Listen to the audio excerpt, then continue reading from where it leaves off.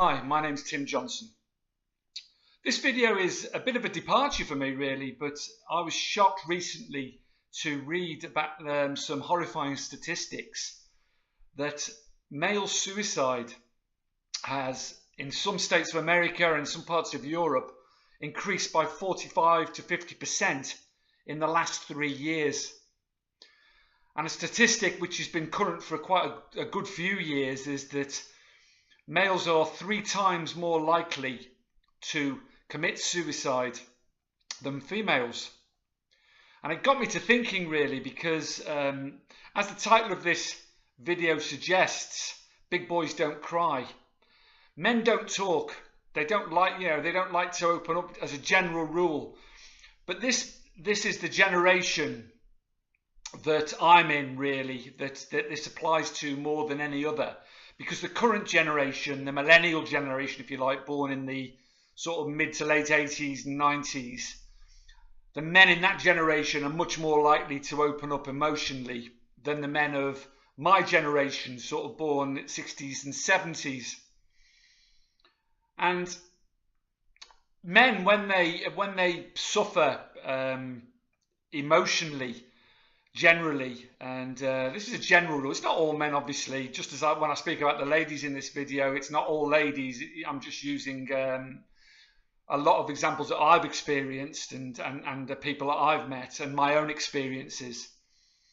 But a lot of men, when they suffer emotionally, such as relationship breakdowns and deaths, they tend to bottle this up inside of them, as do some ladies, but men more so, and they bottle all this emotion up and other stuff. If they're having a bad time at work or whatever the situation is that is affecting them, they tend, not to share that with their friends and bottle it all up in, because that generation was always taught, as I said at the beginning of this, big boys don't cry, you man up and be strong, and men don't react like this, and if you reacted any other way and spilled out your emotions or shed some tears, you were considered less of a man.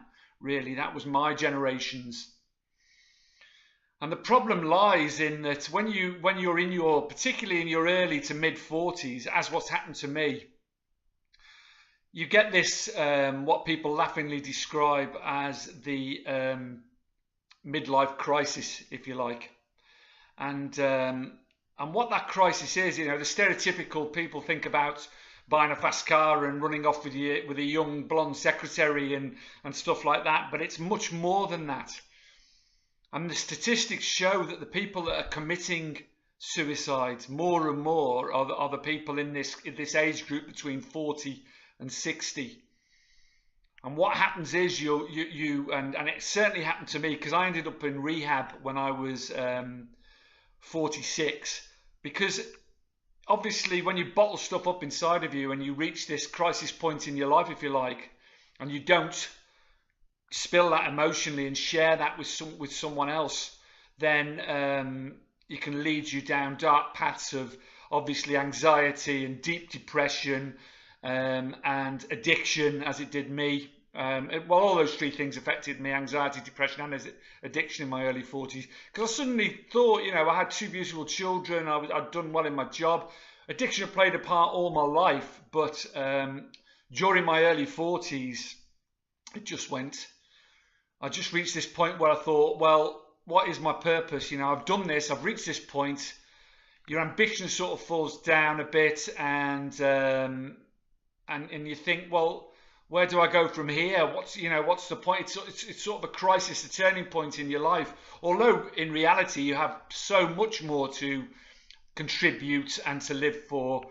In your mind, it's sort of, and then if anything bad happens, to you, such as a crisis, in your relationship, or things aren't working out there, or a death in, someone close to you in the family, or whatever, or crises at work, all those sort of things happened to me at once, and it led me to some dark places and almost to suicide, although I was committing it with drugs and alcohol, and ended up in rehab.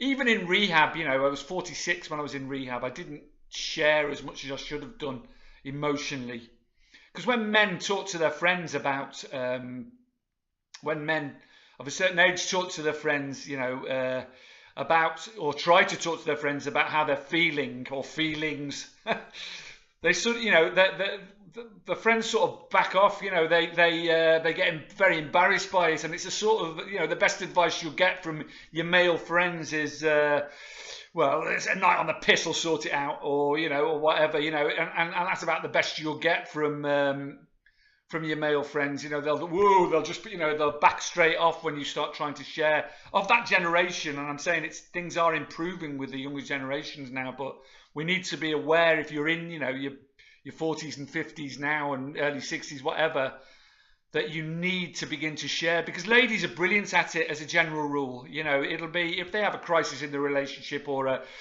in whatever in their life, their friends will flock about, and it'll be an opportunity to drink loads of tea and talk about their feelings and share. I'm not saying all ladies are like that, but as a general rule, it's. But there's lots of changes in the world at the moment. For men of in their sort of mid 40s, 50s, things are changing. Masculinity is changing. Ladies are in positions of power in jobs, and the male sort of the breadwinner. And there's crises in industries where men are losing their jobs and losing their ability to become the breadwinner, which is affecting their masculinity in their eyes. And all these things are compounding, to affect, because they don't talk about it and don't deal with it. That it builds up and builds up, and it's causing this massive increase in suicides. So please, if you know somebody, or you've got a partner of that age, or male or it doesn't really matter, male or female. It's great to talk, and big boys do cry. I cry regularly, and I overshare now, if anything, and it's been the best thing I've ever learnt to do. And there are some fantastic men's groups about. Men's Sheds is a worldwide organisation started in Australia. Their motto is shoulder to shoulder, because it used to be shoulder to shoulder because men don't talk face to face, which is very true. And so Men's Sheds is a worldwide organisation. Manscape, Mankind, there's hundreds of organisations now local to you in whatever country you're in, Europe, America, Canada, Australia, wherever you are. There are lots of these men's groups where you can meet up regularly with like-minded people, and not only if you're lonely you will have company, you can learn new skills, you can talk to people about your feelings and emotions and not be judged, and let that escape valve out, and find ways out of that despair, midlife crisis, whatever you want to call it. That there's a way out of it, and talking is the finest thing that you can do, and sharing your feelings and crying, because it is I think it is a very manly thing to do, to cry, to share your emotion. It makes you a strong person in my eyes, not a weak person. And also, if you're able to share the way you're feeling, the same thing applies. So if you know somebody who's suffering, or is lonely, or you think maybe at risk, or whatever, please, talk to them, point them in the right direction. Share this video with them if you want, and subscribe to the channel if you. This is a bit of a departure for me today, but I felt I needed to talk about it.